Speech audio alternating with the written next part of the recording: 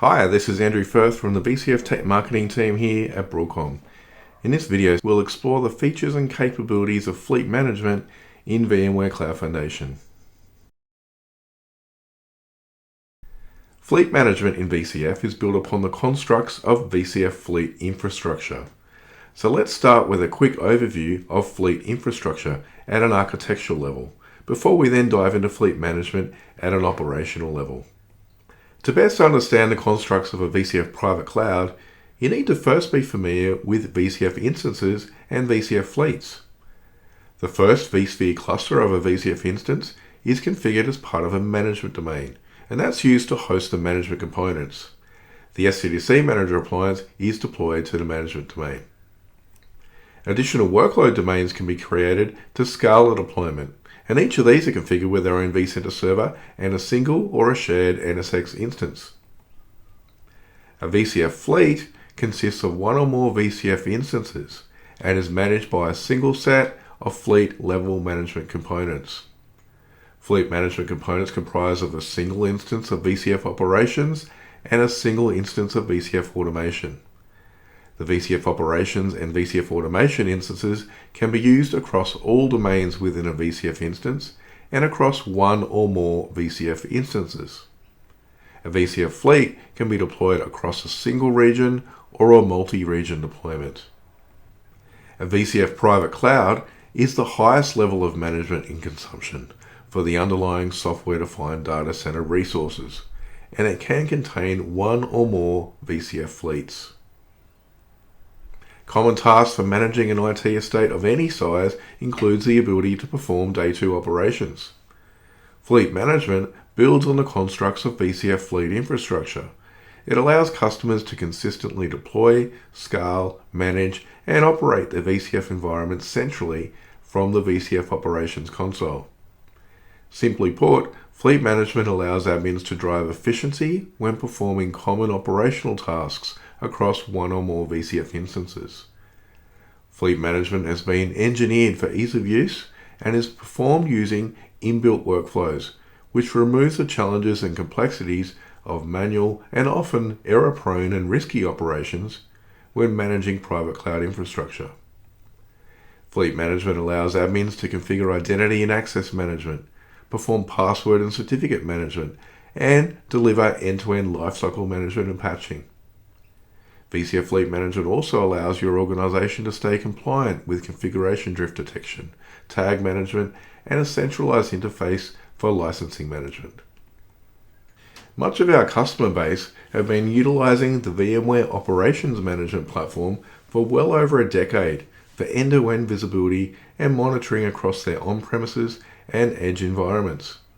The inherent capabilities of VCF Operations, formerly known as VMware ARIA Operations, includes capacity and performance management, FinOps, troubleshooting, health and diagnostics, and much more. From VCF 9, fleet management is performed using VCF Operations, which makes VCF Operations the single console for private cloud management. Once VCF 9 has been installed, admins can utilize fleet management to configure and customize their VCF fleet to best suit their needs. Fleet management streamlines and simplifies these tasks with orchestrated workflows and conveniently groups related activities for quick access. Administrators will find important configuration interfaces for essential tasks such as setting up VCF single sign-on, viewing and updated security certificates, lifecycle management patching and upgrades, managing administrative passwords and tags, and also for creating templates to monitor and detect vCenter configuration drifts. Identity and access management is configured from VCF Operations. Its purpose is to provide secure access and authentication services across VCF components. SSO and identity access are configured at a fleet level. Identity and access management comprises of 3 functions and follows this design.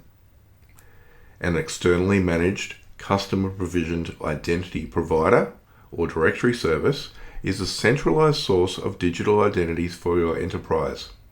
This provides authentication and identity assertion for users and groups. The identity provider is customer managed and connects to your SDDC components via the VCF identity broker, which is provisioned into VCF. The VCF identity broker enables SSO implementation and streamlines authentication across different SDLC components. The last component of this design uses VCF single sign-on to provide centralized authentication, identity federation, and user management across VCF instances. To best understand how these three functions of identity and access work, we need to first start the configuration of VCF single sign-on. Single sign-on across VCF components is not configured during a VCF deployment. As part of a VCF 9 deployment, each VCF component is initially deployed to use its own authentication source for management. VCF components use different sets of authentication protocols such as SAML 2.0 and OIDC. To strengthen security and streamline user access, VCF SSO can be configured as a post-deployment operation. VCF SSO provides an improved experience for users who can log in once and then gain seamless access across to manage VCF components based upon what they've been granted access to. VCF Operations provides an inbuilt workflow to enable this whole process. So how does SSO work in VCF? Well, VCF SSO is configured using an inbuilt workflow from within VCF Operations. The VMware Identity Broker, VIDB, is required for VCF SSO to work. VIDB brokers a connection between VCF components and an externally managed identity provider or directory service. VCF includes support for several different identity providers, which support either modern or directory-based authentication mechanisms. Modern identity providers include Okta, Microsoft ADFS, Microsoft Entra ID, Ping, or any generic SAML 2.0 provider. Directory-based services can be configured using either Active Directory, LDAP, or OpenLDAP. Upon enabling VCF SSO, VCF components are configured as OIDC clients, which connect to VIDB. To complete the configuration of SSO, an admin will assign access to SSO users or groups for each VCF management component. This process is performed as a secondary step from the management console of each VCF component, such as NSX Manager, for example. Users can be assigned specific roles and granted management access. So holistically, by assigning user and group access, admins can ensure that VCF components are secure and remain compliant. The process to set up identity and access management is simple and utilizes an inbuilt workflow from within VCF Operations. Now let's have a closer look at this workflow based upon the information that we've just learnt. The workflow commences by providing guidance on the recommended prerequisites required before SSO is configured. Following this, an administrator can then configure single sign-on in a number of different ways. They can configure it across the components within a single VCF instance. They can configure it across a set of VCF instances, or even across an entire fleet of VCF instances. The second step is to select the SSO deployment mode for configuring the identity broker. The identity broker can be deployed in one of two ways. First option is deploying it as a standalone appliance. When deploying in this way, VIDB needs to be deployed in advance. Or, the identity broker can be configured in embedded mode to the management domain vCenter server. The workflow also allows the administrator to connect VCF components to an identity provider. VIDB brokers a connection between VCF components and an externally managed identity provider or directory service. The workflow requires a number of different inputs which are dependent upon the identity provider used. Modern identity providers can be used, or directory-based identity providers can be used.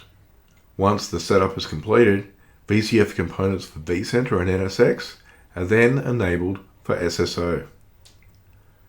The third step, as an administrator completes the process of configuring user-based SSO access, they assign roles for each additional vCenter and each NSX component for each user or group.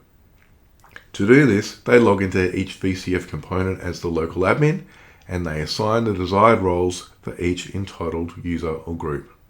An additional workflow allows admins to configure VCF operations and VCF automation for SSO. Other components such as VCF operations for logs, VCF operations for networks, and HCX can also be configured. An administrator completes the process of configuring user-based SSO access for each additional components by assigning roles for each user or group. Certificate management in VCF ensures the security and availability of digital communications and systems by automating the lifecycle of digital certificates for VCF components. Certificate management within a private cloud helps to prevent security breaches and service outages caused by expired, misconfigured, or vulnerable certificates. This is crucial for connected applications, servers, and devices. Administrators have full visibility of VCF components across a VCF fleet and can quickly view and manage the certificate status and type configured for each VCF component using VCF operations. To simplify management, certificates can be viewed and filtered for a VCF fleet, a VCF instance, at a domain level, or for individual VCF components. Certificate management ultimately ensures your private cloud environment is robust, secure, and compliant. View and manage certificates for both VCF instance and domain level components centrally from a single console using VCF operations. During deployment, each component is assigned a certificate from a default signing certificate authority. You should replace the default certificates for the management domain components with trusted enterprise CA signed certificates to provide secure access to each component. VCF provides several options for replacing self-signed certificates. You can use an integrated Microsoft CA, an integrated OpenSSL CA, or third-party CAs which are managed outside of VCF. VCF 9 introduces a completely revamped certificate management experience, bringing both the infrastructure and management components under one umbrella. The VCF Operations Console provides visibility of certificate information and status for each VCF component. Certificate status for each VCF component are shown as active, disconnected, or expiring. Proactive alerting through VCF Operations provides timely notifications about expiring certificates and upcoming renewals, which helps to further minimize potential disruptions caused when certificates expire. Administrators can choose to leverage an enterprise-level certificate authority. VCF Operations provides a workflow to configure CAs offering the choice of a Microsoft CA or an open source SSL CA for certificate generation. Alternatively, administrators have the option to generate certificate requests with external CAs. With the CA in place, an administrator can generate certificate signing requests and then replace self-signed certificates with signed CA certificates. VCF Operations also provides a workflow to manually renew certificates of VCF components. You can manually renew TLS certificates for components that have VMCA, Microsoft CA, OpenSSL, or self-signed certificates. You can also manually renew certificates if your certificate is signed by a third-party CA. Signed certificates can also be imported from an external CA.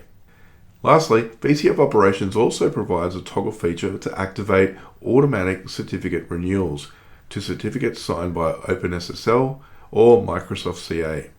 This ensures that certificates are automatically renewed and replaced before expiration, eliminating the need for manual intervention. Automatic renewal happens 60 days prior to certificate expiry. VCF Operations contains inbuilt workflows to configure VCF components with signed certificates. A VCF operator can complete this process in just 3 steps. The First step is to configure VCF for a certificate authority. Inbuilt options include a Microsoft CA or OpenSSL. After you configure a certificate authority in VCF operations, you can then generate a certificate signing request. You then wait until the certificate signing request is successfully generated before proceeding to the third step, which is to replace an existing certificate for a VMware Cloud Foundation component with a CA certificate. Certificate authorities enable secure, encrypted communication. Their purpose is to act as a trusted third party that issues digital certificates. A CA does this by verifying the identity of an organization, server, or individual, and then digitally signs their public key with the CA's own private key.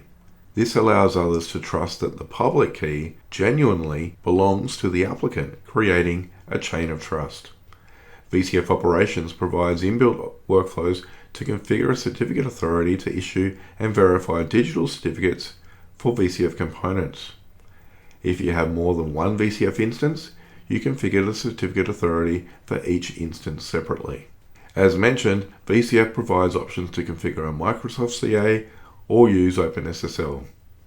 When using a Microsoft CA, it will need to be configured in advance prior to configuring it for VCF components. There are no additional prerequisites when configuring OpenSSL. From VCF Operations, you can generate a certificate signing request for a VCF component. The process to generate a certificate signing request is automated through a VCF Operations workflow. The final step is then to replace an existing certificate for a VMware Cloud Foundation component with an externally signed CA certificate. Again, the process is automated through the VCF Operations console. Streamlined password management in VCF provides enhanced security and efficiency, and it's all provided under the umbrella of VCF Fleet Management. At the time of initial deployment, the VCF installer allows you to specify your own passwords or auto-generate passwords for each VCF component. After deployment, you can use the VCF Operations console to manage passwords for VCF components at a fleet level. Management includes the ability to view all of your password configuration for your VCF components in a single console.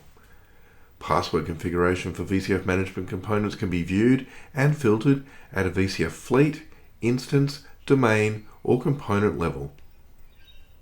VCF Operations provides the ability to manage key break glass admin accounts for VCF components. You can update passwords in the case that they are forgotten. You can remediate passwords by synchronizing them when changed outside of VCF. And you can eliminate password rotations of service accounts because they are rotated internally. The integration with VCF Operations also means that admins can receive alerts. This provides advance warning when passwords are about to expire, which helps to improve security and reduce downtime. You can update and remediate passwords for the VCF management components, which can manage multiple VCF instances, and for components in a VCF instance or a VCF domain. Furthermore, admins can use the SDDC manager to rotate passwords for managed components and schedule automatic rotation on a recurring basis. During rotation, SDDC manager generates a randomized password based upon the component password policy and re-establishes respective component integrations. It's always best to plan a maintenance window to avoid service disruptions if you are rotating passwords for multiple accounts. Worthy of note, ESX accounts can be rotated, but scheduled rotation is not supported. And also worthy of note is that the SDDC Manager UI offers preset intervals for scheduled password rotation. You can use the API to schedule password rotation for custom intervals.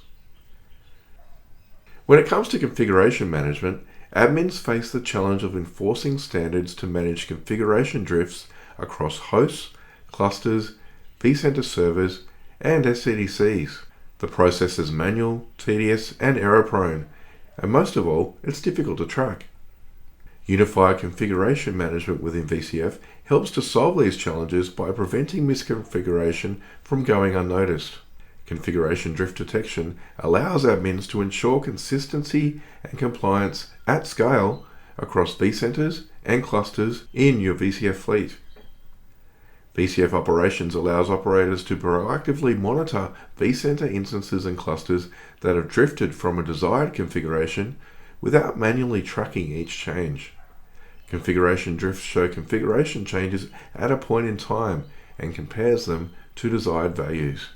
VCF operations provides all the workflows for setting up configuration drift management. By creating a configuration template, VCF operations makes it really easy to track vCenter configuration changes. Admins can create one or more configuration templates and select any combination of configurable objects to monitor. Once the configuration templates have been configured, admins can then assign one or more vCenters or clusters to a policy. VCF operations also makes it easy to edit your configuration policy at any time to keep it up with the compliance demands of your business. The edit template capability allows you to remove and add vCenter schema configuration items to an existing template. Additionally, you can edit values of existing or new vCenter schema configuration items. The VCF operations console validates the edited values before changes are saved. For clusters activated with vSphere configuration profiles, the configuration drift service lists and displays the VCP drift status of all activated clusters in an aggregated view based upon global VCF instances, specific VCF instances, or specific workload domains. Admins can quickly identify configuration drifts across a VCF environment from the VCF operations console. VCF operations can be used to schedule a drift detection job based on the vCenters scoped in the policy. You can perform an on-demand job, schedule a single job in the future, or a repeatable drift detection job. You can see a list of active jobs and historical drift detection jobs in the automation orchestration service. The drift status of each vCenter will be stored by the VCF operations console. Admins can also download a drift status report by selecting one or more vCenters with one or more associated templates. This PDF report can be downloaded from within VCF operations and contains the template drift status of each vCenter within the configuration drift management retention period.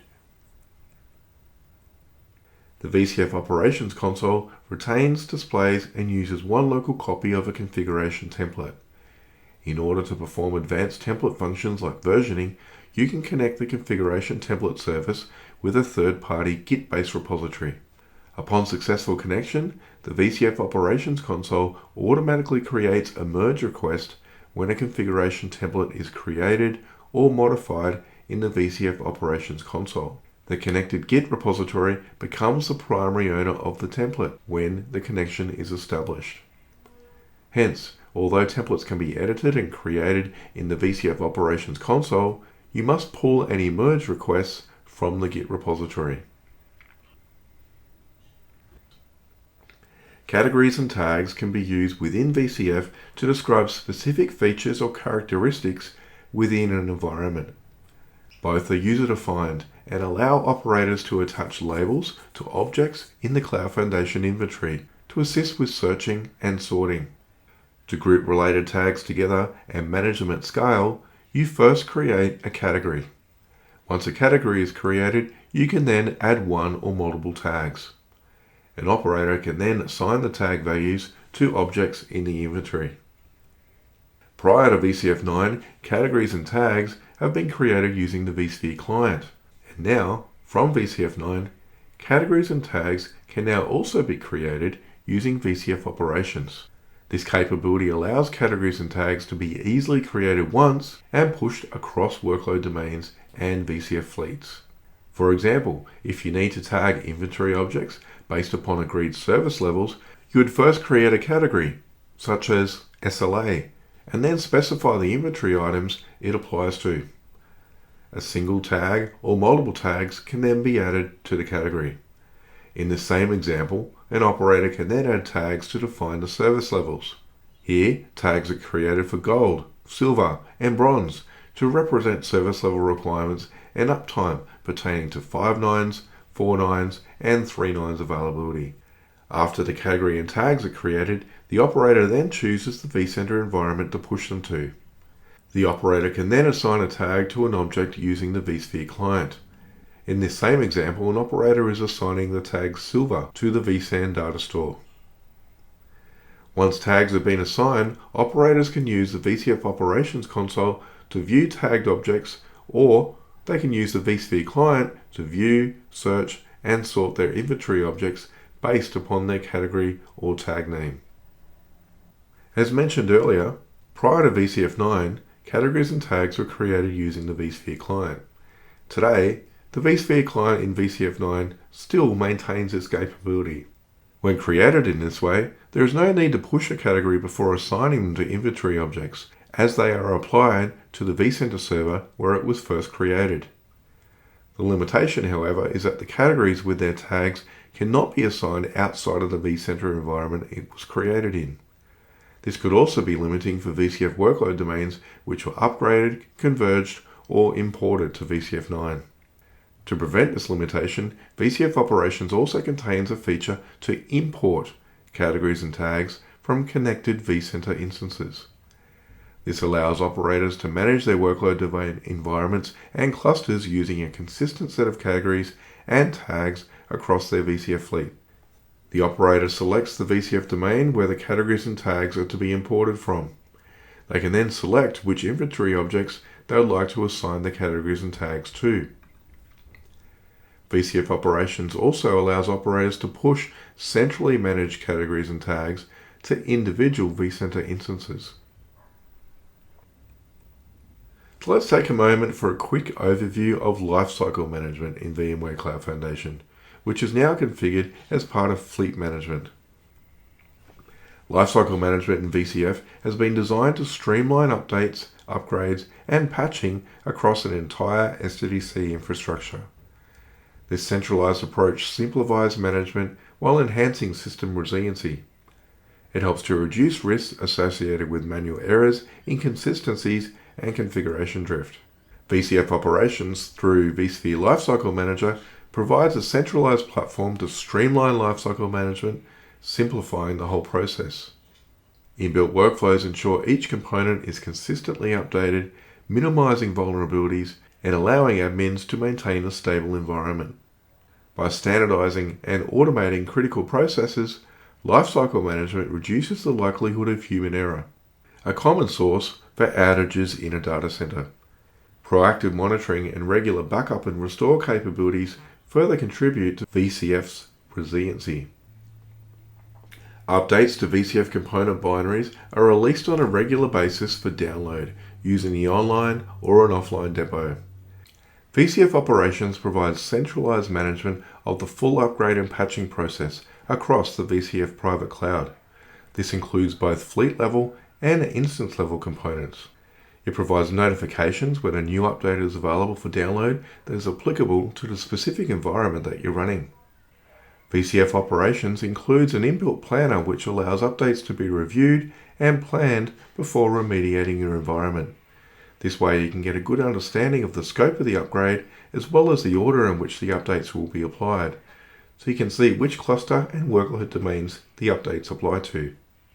A pre-check can be run prior to installing updates. The pre-check helps to ensure the components being upgraded are healthy and optimal. Pre-checks can be run against a new VCF target version, or a general update readiness pre-check can be run against a specific VCF component or cluster. The pre-check will notify the user of any potential issues before commencing with the upgrade. Updates will be scheduled to run immediately, or you can schedule a specific date and time for them to run within your own chosen maintenance window. They can be applied at a per cluster level and can run sequentially, one after another, or they can be applied in parallel at the same time with one or more other clusters. The update process can be monitored and you can generate a detailed report once the updates are complete. Cloud Foundation Lifecycle Management provides flexibility and granularity in terms of how to patch the full software stack within a Cloud Foundation private cloud. Being fully automated allows patching and update operations to be completed in far less time, with far less complexity, and with fewer errors when compared with manual approaches. So that wraps up our overview of fleet management in VCF 9. For a list of additional VCF collateral, including documentation, hands-on labs, and a variety of other resources, please click here on the QR code for more information.